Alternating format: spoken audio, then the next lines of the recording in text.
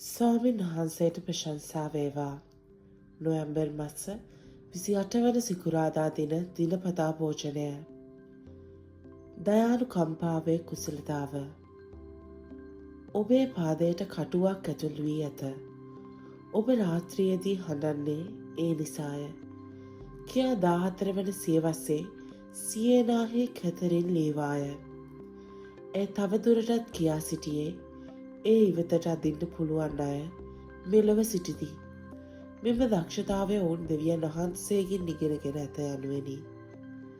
කැතරින් තම ජීවිතය කැප කළේ එම දක්ෂතාවය වර්ධනය කර ගැනීම සඳහා වන අතර අන් අයගේ වේදනාවන්හිදී සංවේදී වීම සහ දයානුකම්පාව දැක්වීම සඳහා ඇයගේ කැපී පෙනෙන හැකියාව නිසා අදටත් ඇයව සිහිපත් කරනු ලබයි.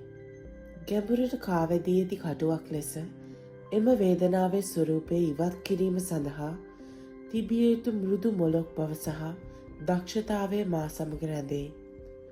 අප කෙතරම් සංකීර්ණ හා තුවාල වී ඇත්ද යන්නත් අන් අය සහ අප කෙරෙහි සැබෑ දයානුකම්පාව වර්ධනය කර ගැනීම සඳහා ගැඹුරට හාරා බැලීමේ අවශ්‍යතාවයත් එයින් පැහැදිලිව සිහිපත් කෙරේ. නැතහොත් අපෝස්තල පාවුල් එය විස්තර කරන පරිදි යේසුස් වහන්සේ මෙන් අන් අයට ප්‍රේම කිරීම සඳහා හොඳ චේතනා සහ සුබපැතුම් වලට වඩා වැඩි යමක් එයට අවශ්‍ය වන බව අපට මතක් කර දෙන රූපයකි. එයට අවශ්‍ය වන්නේ එකිනෙකාට ස්නේහවීමත් බලාපොරොත්තුවෙහි ප්‍රීතිවීමත් දුකේදී ඉවසිලිවන්තව සිටීමත් යාඥාවෙහි නොකඩව පැවතීමත් යනාදියයි. එයට අවශ්‍ය වන්නේ ප්‍රීති වෙන්නන් සමග ප්‍රීතිවැල්ලා පවණක් නොව අඩන්නන් සමග අඩාපල්ලා යන්නටද කැමැත්තෙන් සිටීමයි. එනම් අප සතු සියල්ලම අවශ්‍ය බවයි. පිඳුරු ලෝකයක අප කිසිවෙක් තුවාලයකින් තොරව ගැලවී නොයන්නෙමු.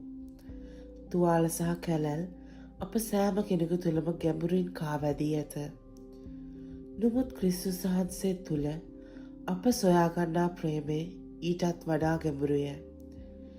ඒ දයානුකම්පාව නැමැති වේදනා නාශක ආලේපය සමග එම කටු ඇද දැමීමටද එකට සුවය සොයා ගැනීම සඳහා මිතුරා සහ සතුරා යන දෙගොල්ලන්ම වැළඳ ගැනීමට කැමැත්තක් ඇත්තා වූද තරම් මෘදු මොළොක් ප්‍රේමයක්ය. දවසේ සිතුවිල්ල. දයානුකම්පාවේ සුවකිරීමේ බලය ඔබ අත්විඳ ඇත්තේ කවදාද? ඔබට සුවකිරීමේ ප්‍රජාවක් ඇති කළ හැක්කේ කෙසේද? ප්‍රේමණීය දෙවියන් වහන්ස, ඔබ වහන්සේගේ දයානුකම්පාවට ස්තුතියි. ඒ හා සමානව අනිත් අයට ප්‍රේම කරන්න මට උදව් කළ මැනව. අද දින කියවීම රෝම 12 වන පරිච්ඡේදයේ 9 වන පදයේ සිට 21 වන පදය දක්වා. සහෝදර ප්‍රේමයෙන් එකිනෙකාට ස්නේහ වෙයල්ලා, බලාපොරොත්තුවෙහි ප්‍රීති වෙයල්ලා, දුකේදී ඉවසිලිවන්තව සිටපල්ලා, යාඥාවෙහි නොකඩව පැවතියල්ලා.